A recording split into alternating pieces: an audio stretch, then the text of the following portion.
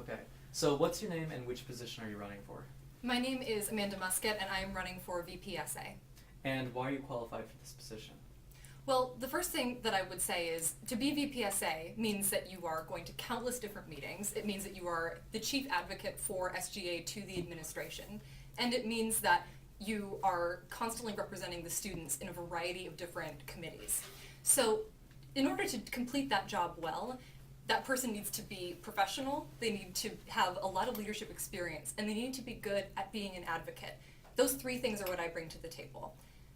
My experience on campus so far has been one of taking initiative when no one else will. I've founded 2 different student organizations. The first one is called the Sisterhood Project, and we do a lot of community action and empowering women within the town of Grinnell as well as on campus. The other group that I started is called the Pre-Law Society, and so as the name would suggest, we are there to help mentor pre-law students, and that's been a group that is very much needed on campus for students who need those resources. So I've been somebody who has been willing to get out there, be at the front lines of change in terms of student groups, and so that's given me a lot of leadership experience, but it's also given me an experience in professionalism and mobilizing people to accomplish a common goal.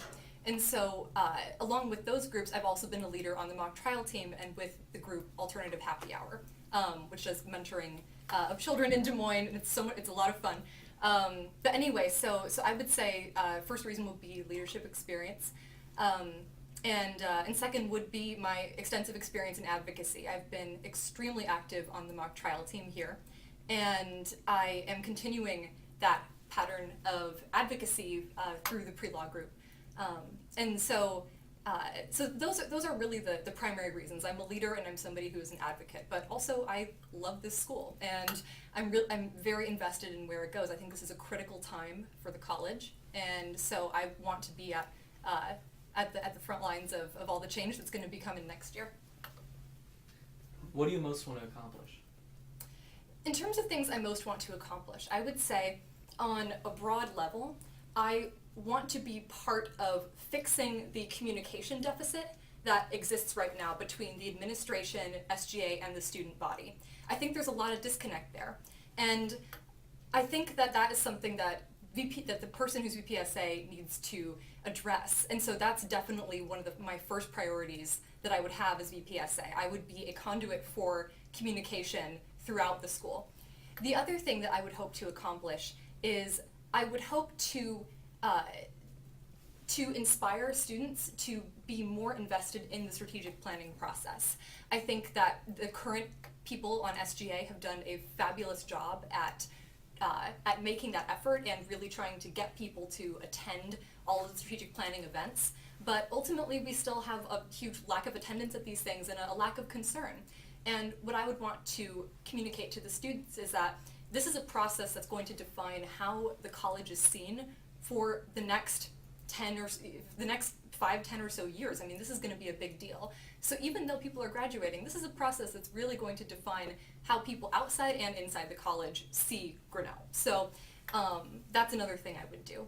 There are also a few campus policies that I really think need to be overhauled or at least thoroughly re-examined. One of those would be the current alcohol policy that is up for review, the new one that has recently been put forth by President Kington.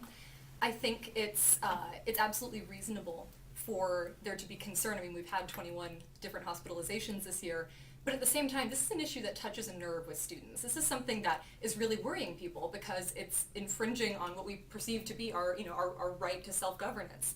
And so what I would try and do is I would try and reach a compromise there, because I mean, honestly, if we've had 21 hospitalizations, the students need to be acting more, more like adults in order to be respected that way. But I think that changing the alcohol policy a lot, though, and now putting a lot of restrictions on students isn't going to give them the opportunity to regain that trust.